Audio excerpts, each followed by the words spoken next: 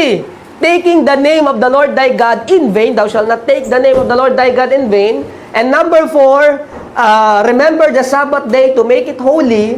The first 4 commandments, lahat po yan patungkol sa Diyos. Okay? Patungkol sa Diyos. So that is our vertical relationship. Vertical, pataas. Lahat yan patungkol sa Diyos. Okay? And then yung commandment number 5 hanggang commandment number 10. Okay? Yung honor thy father and thy mother, thou shalt not kill, thou shalt not commit adultery, thou shalt not steal, thou shalt not false bear witness, and thou shalt not covet. Okay? So yung natitirang 6 na commandment, it's all about our neighbor. Kapwa naman yun, kapwa. Okay? So that is our horizontal relationship. Okay? Again, the first 4 commandment, it's all about God. Vertical. Ayan, vertical relationship or vertical commandment. Okay? Commandment number 5 to number 10, tungkol sa kapwa, horizontal. Kaya pa-cross yan eh. Pa-cross. Kaya sinabi ni Jesus Christ, paano daw natin mafulfill yung commandment ng Diyos? Thou shalt love the Lord thy God with all thy heart, all thy mind, and all thy soul, that is vertical, and thou shalt love thy neighbor as thyself. Okay, so sinamarize lang ng Panginoon yung 10 commandments. Okay, so dito po, on commandment number 3, yung thou shalt not take the name of the Lord thy God in vain, this is po ay isa sa mga commandment ng Panginoon, but this commandment is very underrated. Hindi masyadong napapahalagahan. Hindi masyadong nabibigyan ng pansin. And I think ito yung commandment na nava-violate ng mga tao and yet wala silang pakialam. Ayan, okay? At least sa context natin. Siyempre, sa Pilipinas, pati yung graven images. Yun yung talagang usual na nava-violate. Ano po? Pero ito, yung commandment number 3, yung paggamit ng pangalan po ng Diyos sa walang kabuluhan, ito yung commandment na palaging nava-violate ng mga tao. Pero hindi nila alam. Okay? At hindi nila nararamdaman yung bigat. Okay? Nung kanila pong pagsalangsang. Ayan. Okay, so kaya this morning, pag-uusapan po natin, number 1, the preeminence of the name of God. Okay? Number 2, the protection of the name of God. And number 3, the proclamation of the name of God. So, yan po yung 3 bagay na pag-uusapan natin in our Sunday School lesson. Number 1, preeminence, yung pagiging mataas ng pangalan ng Diyos. Number 2, the protection, okay, of the name of God, kung paano natin dedepensahan ang pangalan po ng Diyos.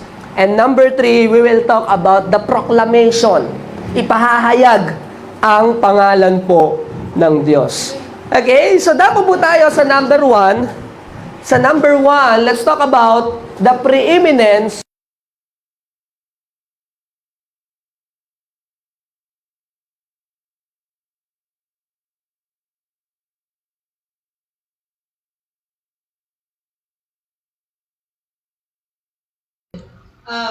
Ang pangalan po ng Diyos, no, mga kapatid, preeminence of the name of God. The preeminence of the name of God. Yung pagiging mataas ng pangalan po ng Diyos. Sa atin, dito sa atin, we have law, meron tayong batas kung saan pinoprotektahan natin ang pangalan ng isa't isa. May batas tayong ganyan. Hindi mo pwedeng yurakan ang pangalan ko. No? Pwede kang kasuhan. Kaya ano bang kaso pagka mo yung pangalan? Kaya yung pagka yung hindi mo pag binastos mo yung pangalan ng kapwa mo, pwede kang kasuhan. Pwedeng unjust vexation, okay? Pwedeng libel. Kaya pwede kang kasuhan kapag niyurakan mo yung pangalan ng tao. Kaya protection mo yan eh. Kaya protection ng pangalan natin. So sa atin, we have a law to protect our name. But the question is, what about the name of God? Okay? Para sa iba, pag napag-uusapan yung pangalan ng Diyos, halimbawa, yung ginagamit ang pangalan ng Diyos sa walang kabuluhan, sinasabi nila, what's the big deal?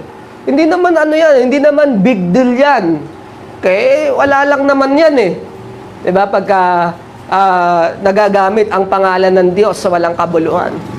Okay? Meron ako nakausap na parang na-offend pa sa akin eh. Kasi dati I preach about the holiness of the name of God. Kaya lang, itong kapatid po na ito, kapag humahatching siya, hatching, Jesus Christ! Gumaganon siya. Gumaganon. Hatching, Jesus Christ! Gumaganon. Okay, so, syempre, although hindi ko siya i-confront ng but nadaanan sa preaching yung kabanalan ng pangalan ng Diyos, and then he got offended sa akin. He got offended. Okay? Kasi nakasanayan na raw niya yun. Okay? Hindi naman niya daw sinasadya. Wala lang naman daw sa kanya yun. And again, and that is the point. And that is the point. Yung katotohanan na hindi natin sinasadya at already problem. May problema na yan eh. Wala kang pagpapahalaga sa pangalan ng Diyos. Na ginagamit mo siyang karugtong ng expression. Okay? May mga pagkakataon pa nga mga kapatid, na yung pangalan po ng Diyos, ginagamit karugtong ng mura. Tama. Lalo sa mga pagka kayo po, nakakapanood kayo ng mga English na pelikula. Oo. Yung pangalan po ng Diyos, idinudugtong nila sa mura. Na yung iba, expression. Di ba? Ginagamit na expression ng pangalan ng Diyos. Pero yung malala, idudugtong mo siya sa mura, sa bad words. Yan yung malala. Okay? Pero hindi mo yan ginagawa kay Allah. Doon mo mapapansin mga kapatid. Hindi yan ginagawa kay Allah na idinudugtong yung pangalan yung mura sa pangalan ni Allah. Hindi ay dinudugtong. Okay? Yung Buddha, hindi ay dinudugtong. O kaya kay Vishnu. Okay? Yung mga Hinduism na God, kay Zeus. Or kay Jupiter. Hindi dinudugtong yun eh. Laging yung pastor, kasi di ba may lagang OMG, gano'n ba? Oh my God. Oo, yun nga yung sinasabi natin, yung expression. Okay, yung expression. And the thing is, kaya itinuturo sa atin to so that we can be aware. Para mababantayan natin yung ating mga sarili, maiingatan mo yung pangalan po ng Diyos. Alright? May tanong ka, bro? Yung ibang sekta kasi. Sa ibang sekta, yes. They use Jesus' name to rebuke. Kunyari, may nagawa. Or the name of the devil? Yeah, kahit sa simpleng gawa. Kunyari, may nagawa kang mali. Jesus' name. Oo. Which is, Naano ko yan. Ginagamit nila yung Jesus' name to rebuke someone or something. Oo. Okay. But, ang natin, basta, do not take the name of the Lord thy God in vain. Okay? Yung walang kabuluhan. Yun ang ibig sabihin ng vain. Walang saysay. Walang kabuluhan. Pero kung may kabuluhan yun, bro, okay naman. Hindi ba? Kasi may kabuluhan naman eh. Ang iniiwasan natin, yung taking the name of the Lord thy God in vain. Yung walang saysay. Walang kabuluhan, walang kwenta. Wag na wag mong gagamitin ang pangalan ng Diyos sa walang halaga o walang kwentang bagay. Kaya naano ko yan, yung parang may hinold up, no? Tapos sinaway niya, in Jesus' name! Okay, hindi naman siya in vain eh. Hindi naman siya in vain. Pero ang iniiwasan natin, yung walang kabuluhang paggamit ng pangalan po ng Diyos. Okay, so dyan iikot yung ating lesson sa ating pong Sunday School. So number 1, the preeminence of the name of God. Mataas po ang pangalan ng Diyos. Okay, sabi nga that is the name above every name. Hindi po yung pangalan ng simbahan ni Kibuloy Kasi ang pangalan ng simbahan ni Kibuloy, the kingdom of Jesus Christ, the name above every name. Yun ang pangalan ng simbahan ni Kibuloy. Okay? Somehow, totoo naman na ang pangalan ni Kristo at ang pangalan ng punang Diyos, ito talaga'y kataas-taasang pangalan sa lahat. Na it is worthy of respect. Alam mo mga kapatid, halimbawa, we have a president, right? We have a president. And then, minsan ginagawa ng mga vlogger. Halimbawa, yung Duterte before. Diba? Anong tawag nila kay former president before is Dutae. Dutae daw, diba? May kaso yun kapag gano'n. Kasi, winawalang kwenta niya yung pangalan ng presidente. So, may kaso yun. Okay? Kasi hindi mo pwedeng gawin yon. Hindi mo pwedeng sabihin na, this is just my freedom of expression. Of course, we have freedom, pero babalansin mo yung responsibilidad din natin. Alright? Okay, so, yon. The preeminence of the name of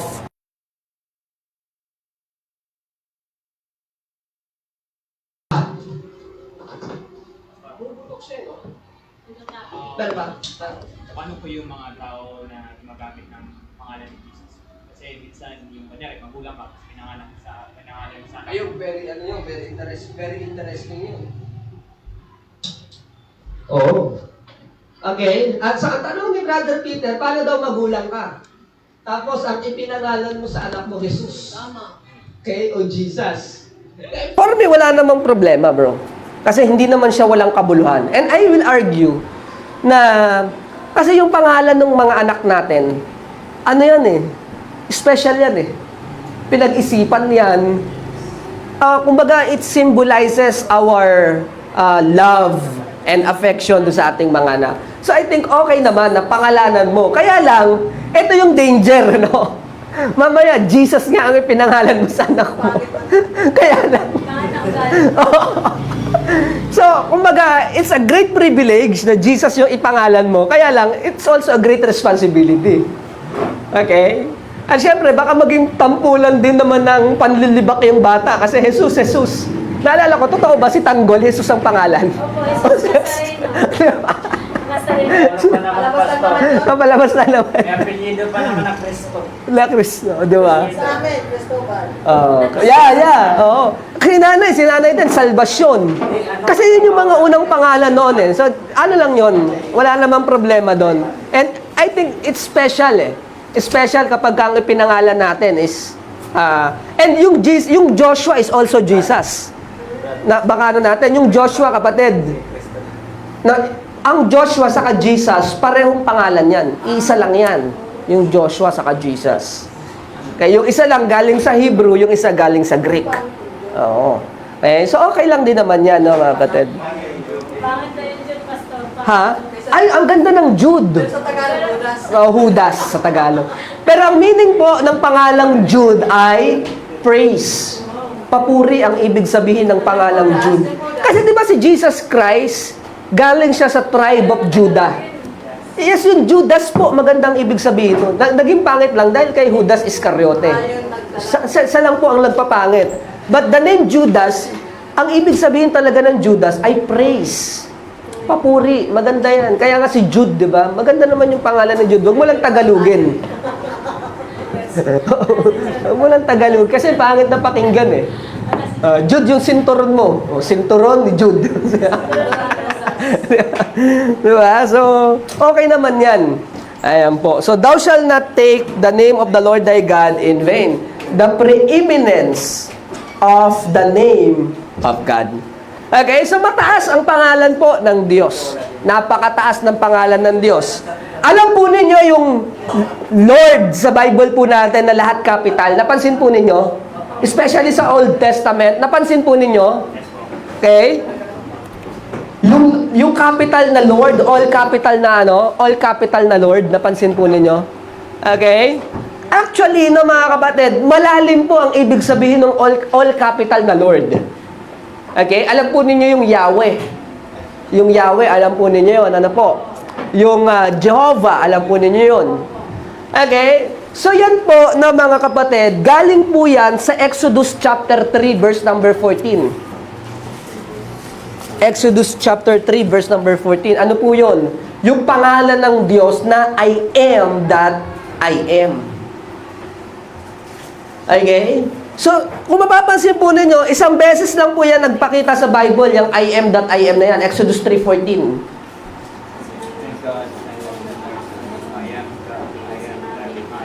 Yan. Alam niyo po kung bakit? Kasi yan po, no, mga kapatid, nung sinusulat po yan ng mga eskriba, nung unang panahon, hindi nila binuo yan yung I am that I am. Itinago nila yung vowels. Bakit? Para ingatan ang pangalan ng Diyos. Okay? So, alam po ninyo yung YHWH. Yung kung saan natin nakuha yung Yahweh, di ba? Pero hindi talaga Yahweh yun kasi walang vowels eh. Vowels is A, E, I, O, U. So, pwede siyang maging Yo, Yiwi, pwede siyang maging ganon, hindi natin alam. Kaya ang ginagamit lang natin Yahweh kasi ginamit yung vowels ng Adonai, which is Master, and Elohim, which is God. Kaya siya naging Yahweh. Okay? Yun ang ginamit. Pero invento lang yun natin. Kaya siya naging Yahweh, no, mga kapatid. So, bakit itinago yung pangalan ng Diyos, yung I am that I am? So, kung ano man yan, kung Yahweh man yan, o kung ano man yung, kung paano man ang pagkakabigkas niyan. Okay?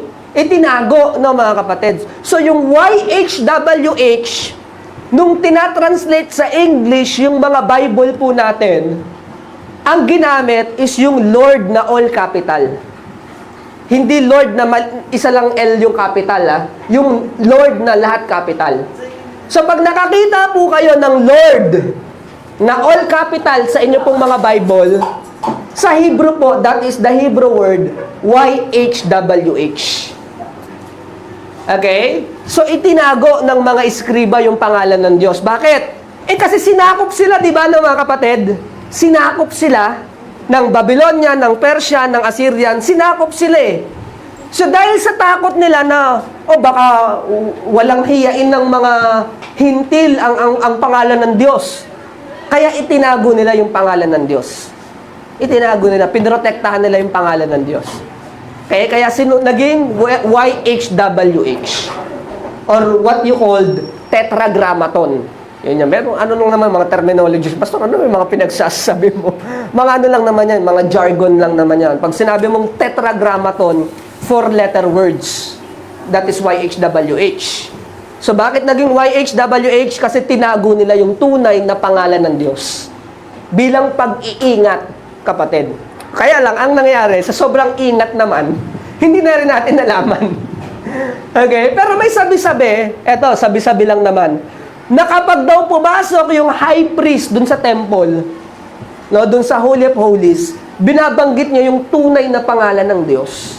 May ganong klaseng pag-aaral na kapag yung high priest daw pumasok dun sa Holy of Holies once a year, binabanggit niya yung tunay na pangalan ng Diyos. Okay? Ganun na lamang po nila pahalagahan. Grabe, no? Ganun lang nila bigyan talaga ng pagpapahalaga ang pangalan po ng Diyos. Na sa sobrang tago, sa sobrang pag-iingat. Kaya until now, hindi natin alam kung ano talaga yung pangalan po ng Diyos.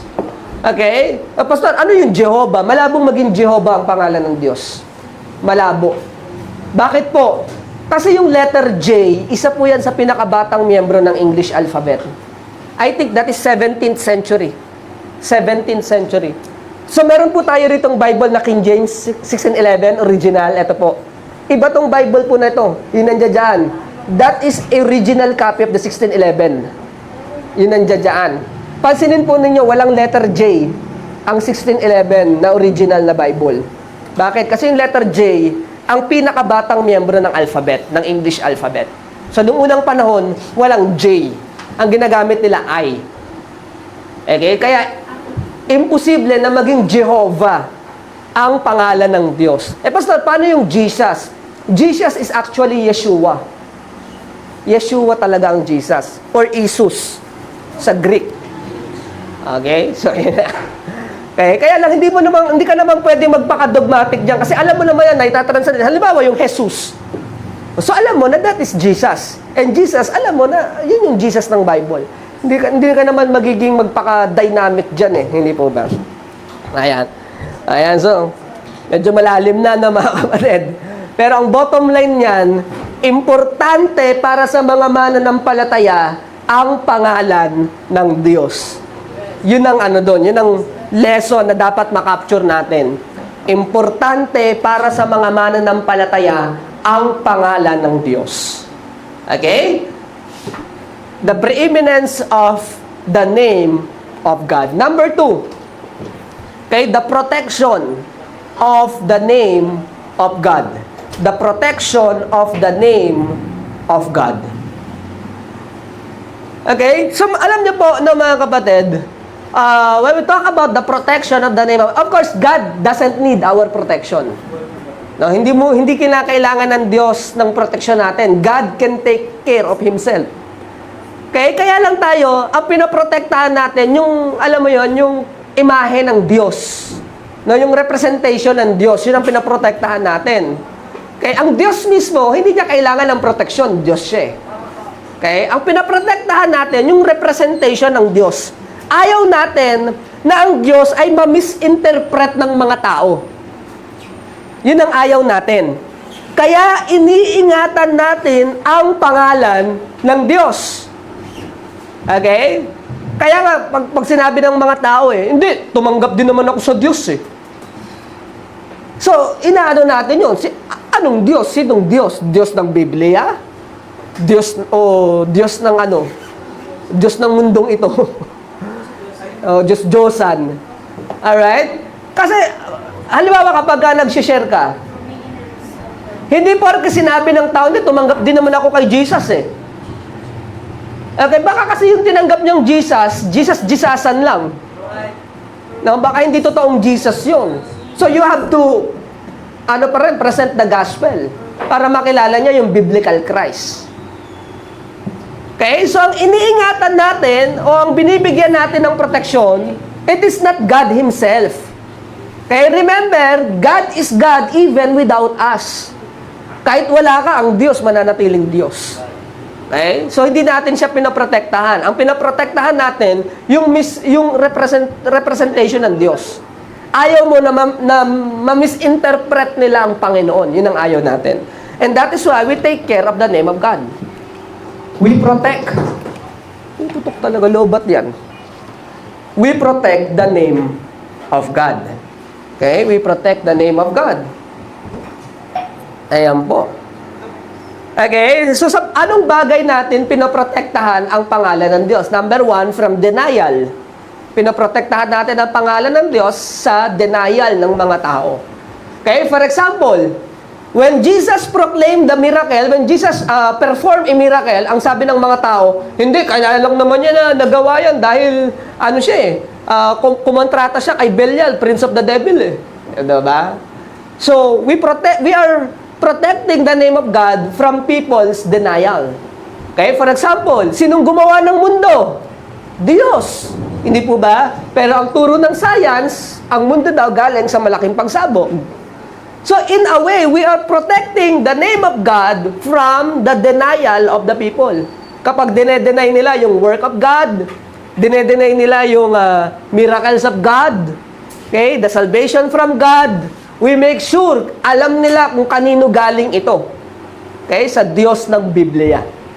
Sa Diyos ng Bible. Alright, last time nagtanong si Sister Thea, meron daw siyang classmate na Muslim. Dinedebate daw siya. Dinedebate. Okay? So, mahirap yun kasi bakit? Ang tanong ko sa inyo, ang Diyos ba ng Muslim saka ang Diyos ng Biblia pareho? Hindi. Magkaiba yun. Okay? Baka ang akala natin, si Allah, siya yung Diyos ng Old Testament. Hindi po, mga kapatid. Magkaiba ang Diyos ng Biblia at ang Diyos ng Muslim. Magkaiba po yun. Okay? O baka akala rin natin, ang Diyos ng Pope saka ang Diyos ng Bible ay parehong Diyos. Magkaiba po yun. Kasi ang Diyos ng Bible, ayaw niya na ikaw ay sasamba sa Diyos-Diyosan. Diba? Ang Diyos ng Pope, ang gusto niya, sumamba ka sa Diyos-Diyosan. Nasa batas nila yun. So, magkaiba. Okay? Last time nga, nung nag-share po tayo sa PL Moon, no, mga batid? Hello? Yan. So, last time, nung nag-share tayo sa PL Moon, puputok talaga to. Ano yun, bro? Okay, so last time nung nag-share tayo sa PL Moon, ang tanong nila Pastor, bakit ka ako maraming mga Kristiyano, maraming mga Christian nag-aaway-away? Mga ganun, may mga tanong sila na ganun. Okay? May mga tanong sila na bakit daw maraming Christian nag-aaway-away daw? No, bakit? May tanong sila na ganun. Pastor, bakit maraming Christian nag-aaway-away? Sabi ko sa kanila, pareho lang naman sila ng Diyos na sinasamba. Sabi niyang ganun. Sabi ko sa kanila, ipapaliwanag ko sa inyo, if si Christian A, ang turo niya, maliligtas ka sa pamamagitan ng mabuting gawa, and si Christian B, ang turo naman, maliligtas ka sa pamamagitan ng pananampalataya lamang, walang mabuting gawa. Okay? Obviously, si Christian A saka si Christian B, magkaiba. Yun ang sinasabi ko sa kanila. Pwedeng si Christian A ay tama, si Christian B ay mali. Pwede yon. Or si Christian B ang tama, si Christian A ang mali. O, magkapareho silang mali. Pero, hindi sila pwedeng magkaparehong tama. Alright? Hindi pwede. Kaya obviously, si Christian A saka si Christian B, magkaiba. Yun ang pinaliwanag ko sa kanila. Kaya nga sabi ko dun sa mga na-share natin last time, hindi porke nakarinig ka ng Christian, Christian na talaga. Tama. Diba? Hindi porke nakarinig ka ng Bible, Bible na talaga. So, lagi ko sinasabi that name and identity are two different things. Okay? Pwede mong pangalanan yung sarili mo ng kung ano-ano, pero hindi naman talaga ikaw yun. Kaya kailangan nating pag-aralan talaga. No, mga kapatid. Yan. So, we have to protect the name of God from denial. Okay? From denial. Number 2, we have to protect the name of God from desecration. Anong desecration? Yung kawalan ng kabanalan, kapatid. No? Yung kawalan ng kabanalan. Desecration. Okay? Kawalan ng kabanalan. Okay? Di ba sacred? Sacred. So, desecration. Kawalan ng kabanalan. We have to protect the name of God from desecration. Yan. Yan. Nahirapan si Sister Elena sa ano eh. Ako rin, nahirapan eh. Wala pa kasi tayo ano, dapat nakapag-PowerPoint ako eh. Ayun, desecration, pastor. Desecration. Ayan. Parang creation. Oo. Okay lang yan. Mamaya, tatama din yung ano yan. Yung spelling. Desecration. Oh. Ang root word niya ay sacred. Pero nilagyan mo ng de. Oh, kasi nga hindi. Desecration. Okay. Kawalan ng kabanalan. We have to protect the name of God. Hindi ba? Ayaw mo na ang pangalan ng Diyos ginagamit lang sa walang kabuluhan. Na especially tayo, may mga anak tayo. Ayaw mo na ang mga anak natin. Ewan ko sa mga Pilipino, ayaw mo na ang anak mo tatawagin kang ano? Jing. Ano kaya na si Sir Jing? Nagising ka isang umaga. Doon tinawag ka ni Pia or ni Kim na, Jing, pengin baon. Patingin ko masasabunutan mo. Ag-ara ka pa. Kaya tawagin ako, nagising ako isang umaga, tawag sa akin ng anak ko, Ronald. Ayaw mo eh. Ayaw mo nang gano'n kasi parang sa Amerika, alam mo naman sa Amerika, liberals mga tao doon at puro kabastusan kasi nandoon. Oo, kaya pansinin nyo rin na mga kapatid, yung morality rin nila eh. Yung morality ng Amerika, ano siya eh, pababa ng pababa eh, para spaghetti, pababa ng pababa. Okay, pero sa Japan, ang taas din ng morality ng Japan. Bakit? Kasi meron silang mga dinudugtong bilang pagpapakita ng paggalang eh. Halimbawa, Jomarsan. Jomarsan. Ibig sabihin nun, you are being respected. Binabanggit yun sa mga nakatatanda. Okay? Kapag bata naman, Jomarkun. O, pagbata. Pagpapakita ng ano yun eh, ng affection. Pag son, respect. Eh, makikita mo, ang taas din ng morality ng mga taga-Japan. Kaya lang, siyempre, ang kaligtasan, wala naman sa morality. Ang kaligtasan na kay Kristo. So, kaya, missionary to Japan, Brother Jomar, no? Missionary to Japan. Malapit na. Okay. Hindi ba? Okay, so sa atin, nagpapakita naman tayo ng po saka ng opo. Ang papakita ng respect yun. Okay? And I think sa Diyos, dapat magpakita rin tayo ng respeto sa pangalan ng Diyos. Okay? Sa pagrespeto o paggamit ng kanyang pangalan na maayos. So, ayaw mong gamitin ang pangalan ng Diyos sa walang kabuluhan. Okay? Ayaw natin yon. na kailangan meron talagang pagpapakita ng respect. Okay? Last time nag-usap kami nung friend ko. Okay? Lolo. Lobat na talaga yan, no? Lobat. Lobat yan. Yung, lobat. Palta mo lang ng battery na. Naka-charge pa, no? Kuha ka ng battery, bro, sa isang mic. Yan, bagong charge yung mga battery ng mic eh. Hindi. Yung mic na ganito. Kuha ka ng isang battery. Oo. Yung, may battery to, di ba? Kuha ka, ilipat mo dyan. Alright? Nasaan na ba ako? Nasaan na ba ako? Nawala ako The sacredness, desecration. Doon yung sa Japan. Tapos na ako sa Japan eh. Thailand naman. Thailand. Ay, pagbibigay ng respeto, nawala ako eh. Nawala yung flow. Sa one thing ka. Ayun, but anyway, but at least you know yung pinag-uusapan natin. Di ba? Ayaw mo na gagamitin natin ang pangalan ng Diyos. Ayun, yun sa friend ko. Yun na sa friend ko. Yung pala yun. So, I have a friend, no, mga kapatid. Ito, nangyari to, siguro mga 10 years ago pa. In that time, syempre, mga immature pa kami nun. Wala kaming kaalam-alam. Alam mo yun, yung regular young people na ang treatment niya sa Diyos is my best friend. Oh, God can be your best friend, but God is also the God of the universe. So you have to respect God kahit best friend mo siya. Hindi ba? Kasi di ba, friend naman talaga natin ang Panginoon eh.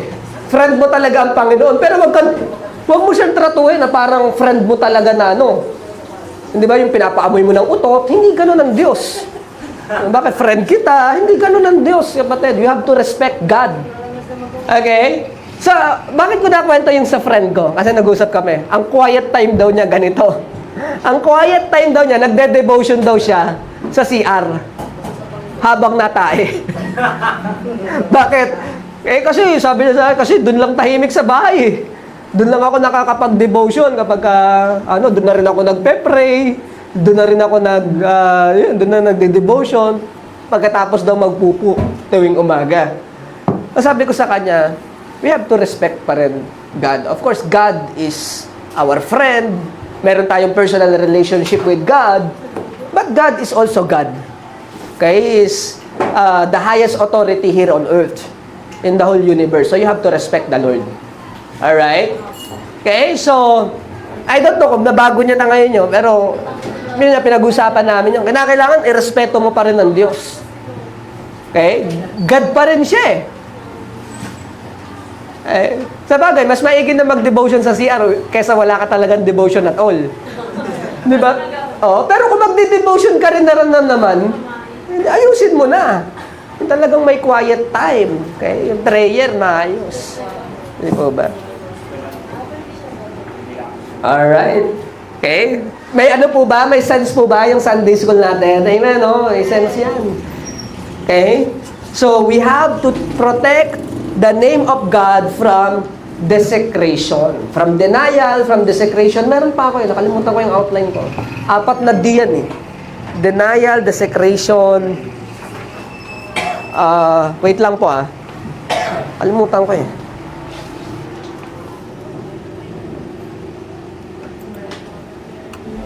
Ay, nawala.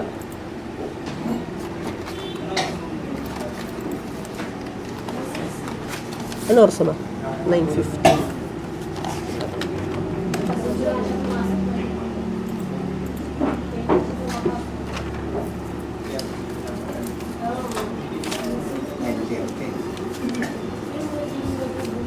Ayan. From deception and distortion. Yan.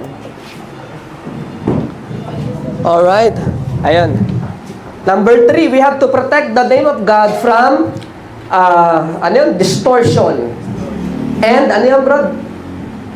Denial, yung sunod sa denial? Desecration. Ano yan, Tin? Distortion. Meron pa dyan. Distortion and desecration. Meron pa. Yung banggitin mo yung 4. Ayun, deception.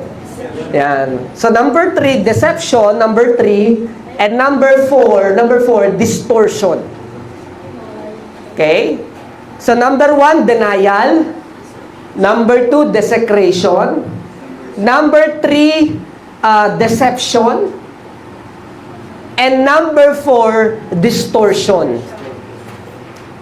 Okay? So what is deception? What is deception? Okay? Deception means panlilinlang. Okay? Panlilinlang. That is deception. Panlilinlang. Okay? We have to protect the name of God from deception. Eh, ano yung panlilinlang? Alam mo naman yung panlilinlang ng mga cults. Okay? Ginagamit yung pangalan ng Diyos sa ano? Panloloko ng tao. Okay? Binabayaran ang kaligtasan. Panloloko, deception. And number 4, distortion. Yung distortion, kalikuan. Okay? From error. We have to protect the name of God from error. Ayan. Okay, so number 1, the preeminence of the name of God. Number 2, the protection of the name of God. And lastly, number 3, the proclamation of the name of God. The proclamation of the name of God. Siyempre, dapat ipahayag mo ang pangalan ng Diyos. Eh, Pastor, paano yun? Eh, ang sabi mo kanina, wag natin babanggitin ang pangalan ng Diyos sa walang kabuluhan. Eh, paano namin siya ipahayag? And that's the point. Ang ipinagbabawal ng Bible, yung pagbanggit sa pangalan ng Diyos ng walang kabuluhan. Pero pag merong kabuluhan, we are being encouraged to proclaim the name of God. Di ba? Kaya nga lagi natin sinasabi, biyaya lang ng Diyos yan. Di ba? Oh, kapatid, ang ganda ng disenyo mo ah. Talagang pinagpapala ng Panginoon yung business mo, yung work mo. Sa biyaya ng Panginoon. So we proclaim the name of God. Okay? Kahapon, no? Kapatid, biyaya ng Panginoon. Okay, yung driver ng ng angkas, nasharean natin ang salita ng Diyos. Kasi pinick up niya ako dito eh. Pinick up niya ako eh. And then ang tanong niya sa akin, born again yun? Yung church po born again? Hindi, Baptist po kami. Nililinaw ko eh. Okay, kasi akala nila yung Baptist saka born again, pareho lang. So ako nililinaw ko yung, ano yun, magkaiba yung mga Baptist po kami. Okay. Tapos di yun na, and then siningitan ko na. Pero itinuturo po namin, ang kaligtasan, wala naman sa relihiyon. Ayun, ang kaligtasan na kay Kristo. Okay? Na alam mo naman, di ba, habang nagbabiyahe kami, alam mo sir, talagang ang buhay natin dito, temporary lang eh. Di mo alam kung kailan tayo kukunin ng Diyos. Kaya sa pagharap natin sa Panginoon, importante, handa tayo. Yun ang takbo ng usapan namin. Hanggang sa karating na kami ng sukat, biyaya ng Panginoon, na-share natin yung gospel sa Angkas Rider. Maganda pala yun eh. Take natin as an opportunity to share the Word of God. Okay? So in every opportunity, let us proclaim. Okay? Let us proclaim the name of God. Let us proclaim the name of God. Right? Yung pangalan po ng Diyos, lalo kapag mayroong kabuluhan. Give God the glory. May tanong, bro? Alright? Let us proclaim the name of God. So number 1, the preeminence. Number 2, the protection. And number 3, the proclamation of the name of God. Acts 4:12, basahin po natin. Acts chapter 4, verse number 12.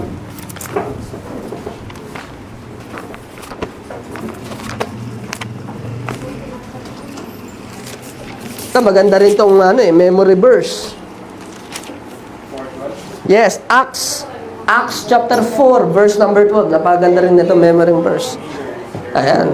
Neither is there salvation in any other, for there is none other name under heaven given among men whereby we must be saved. It's only through the name of Jesus. So let us proclaim, okay, the name of God. Matthew chapter 28, di ba? Go ye therefore, teach all nations, baptizing them in the name of the Father and of the Son and the Holy Ghost. Name, let us proclaim the name of God.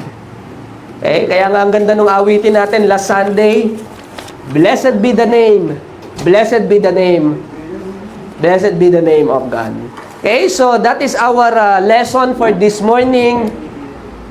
Okay, do not take the name of the Lord thy God in vain. Alright? Huwag natin babanggitin ang pangalan ng Diyos sa walang kabuluhan.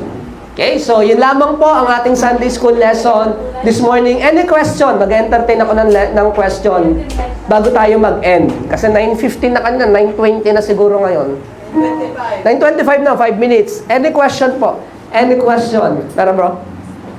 Yung pag-share kasi ng Word of God, sometimes sinasabi nila dapat nasa right timing, right place, which is based na nakikita o napapansin mo.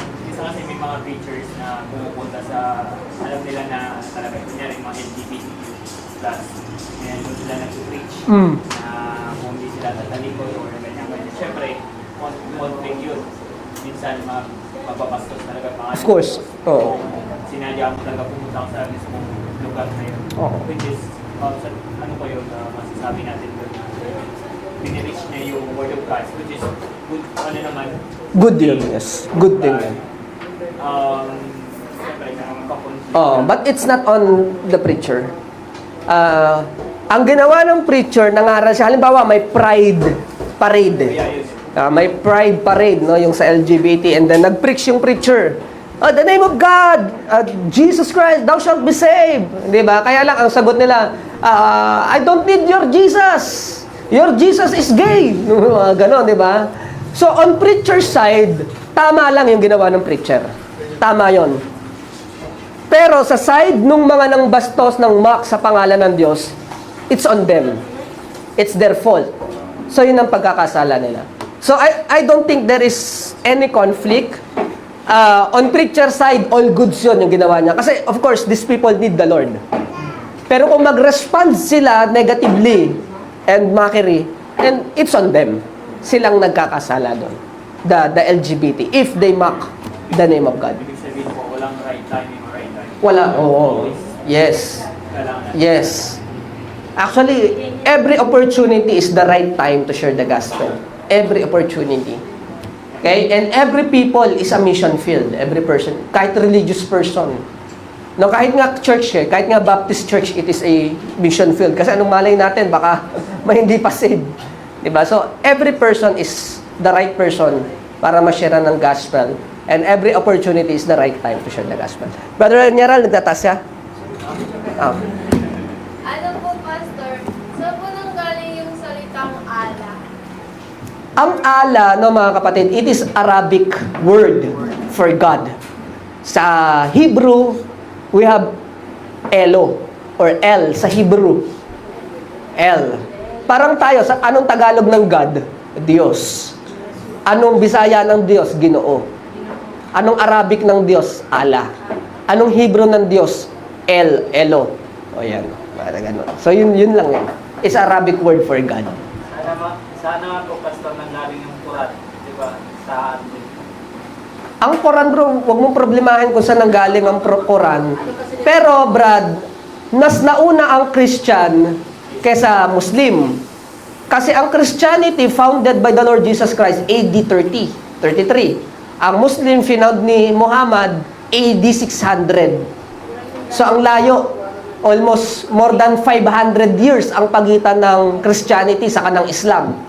Malayo. Dumami lang sila, kapatid, kasi due to mass conversion, due to jihad wars. Kasi pag hindi nagpa-convert sa Islam, ginegera nila. Kaya dumami yun ang history ng Islam. Okay? So, it is founded upon a lie. Okay? So, huwag kayong maniniwala na Muslim ang nauna. Hindi po, hindi Muslim ang nauna. Okay? They are founded 600 AD. Malayo ang pagitan ng Islam sa kanang Christianity.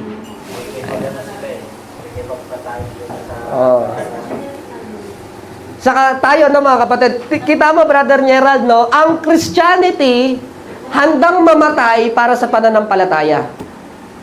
Pero ang Muslim, handang pumatay para sa pananampalataya. And I think, malaki ang pinagkaiba nun. Alright. Meron pa po? Any question? Atay? Hindi po si Ismael, anak ni Hagar. Pero, ang sabi nila, ang Muslim nanggaling kay Ismael. Ngayon, Ganito, lilinawin ko po. Ang relihiyon, Islam.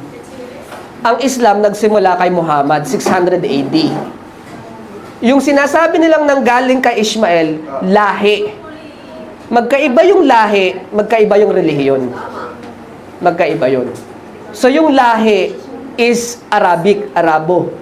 Yun ang galing kay Ishmael. Okay? Si Muhammad, yung lahi niya galing kay Ishmael. Okay? So magkaiba ang lahi, magkaiba ang relihiyon.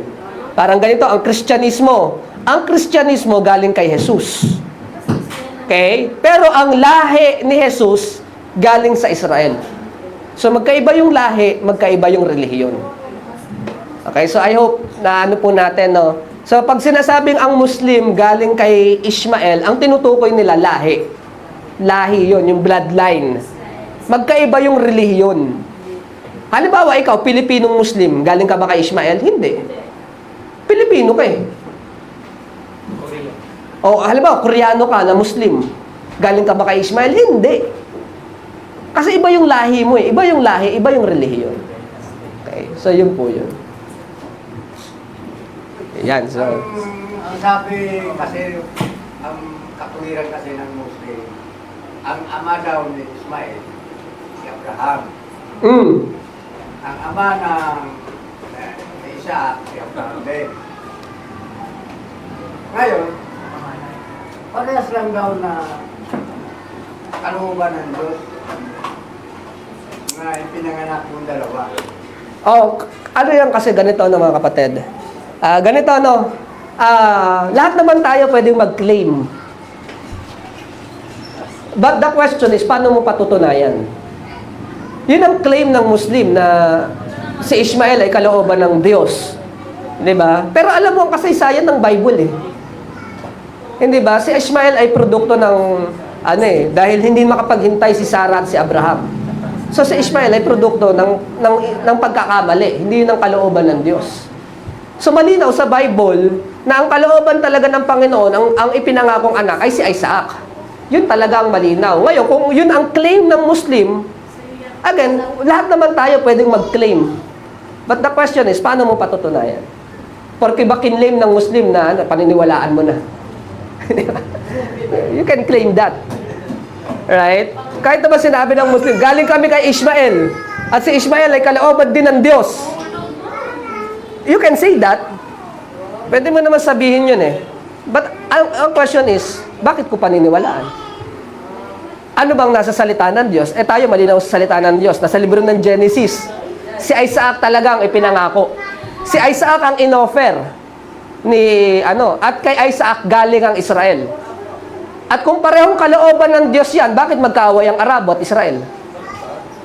Diba? Bakit nagpapatayan ng Arabos at Israel? Kung parehong kalooban yan ng Diyos. Bakit hindi sila parehong tao?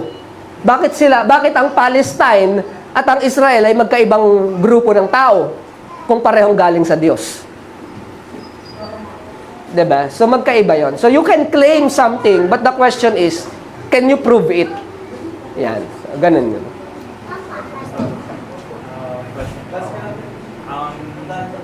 Kasi maraming Christian, di ba, na sekta. Yes. They're claiming that they are Christian, pero hindi naman nakita sa buhay nila. Minsan, nadadama yung pangalan ng Panginoon. Of course. May Good. pananagutan ba sila? Yes, of course. Every people who bear the name Christian, kasi Christ yan, kaya Christian, may responsibility tayo to live responsibly. Okay? Lahat ng Christian, lahat ng mga professing and even possessing Christian, we have the responsibility. Especially kung alam mo yung ibig sabihin ng Christian. Kaya at then, mananagot din sila sa Panginoon. But siguro, yung sinasabi mo na, paano kung hindi naman nila alam? But again, ignorance to the law excuses no one. They're still guilty. Doing something they do not know. Kaya alam mo yung prayer ng Panginoon, di ba? Lord, patawarin mo sila sapagkat hindi nila alam ang kanilang ginagawa. Lord, patawarin mo sila sapagkat ignorance to the law excuses no one. May mga Christian, sinasabi nila tinakapin si Jesus. Pero hindi naman talaga si Jesus na Ibang Bible. ibang Bible na may Oo. parang foundation nila. Which is na-affectan pa rin ang pangalan ni Jesus. Of course. Oh. Of course. Kaya ngayon ang sabi, kung mga Kristiyano pa naman, pare-pareho nag-aaway. But hindi nila alam na yung Kristiyano yung isa hindi naman tunay na Kristiyano. Diba? So, of course, may responsibility. Lahat ng tao na they bear the name of Christ in them. Lahat tayo may responsibility. Alam mo man o hindi mo alam. And syempre, it says something, diba, about God. Kaya nga, and tingin ko yan ang ano ni Satanas na yung mga hindi totoong ligtas, mag-proclaim na sila ay Christian and then doing something na contradict sa doctrine of Christ para mapigilan yung paglaganap ng totoong Kristyanismo. So I think, work ni Satan yun kapag kaganyan. Ayan. So, yan. So, sige po. Thank you so much. Wala na? Wala na? Okay. Wala na oras. Okay, so, sige po, thank you so much. Ako po nag-sub lang, no, kasi si Brother Elmer talaga yung inyong, teacher na natin dito sa adult. Ano na ako nasa monitoring na ako Okay, nasa monitoring na ako Bali, ang mangyayari sa akin, magsasubsub na lang ako pagka may mga teacher na wala. Pero lang sa bata. Okay, so, sige po. Thank you so much. Tayo po lang tayo mukha, tayo po manalangin. Thank you so much, Lord, for our Sunday School lesson about taking care of your name, O God. So help us, Lord, in our words and even in our action to take care of your name. Help us, Lord, to represent your name correctly and help us to live responsibly. Salamat po. Thank you so much for our Sunday School lesson. Thank you so much for the question. Thank you for everything. In Jesus' name, Amen.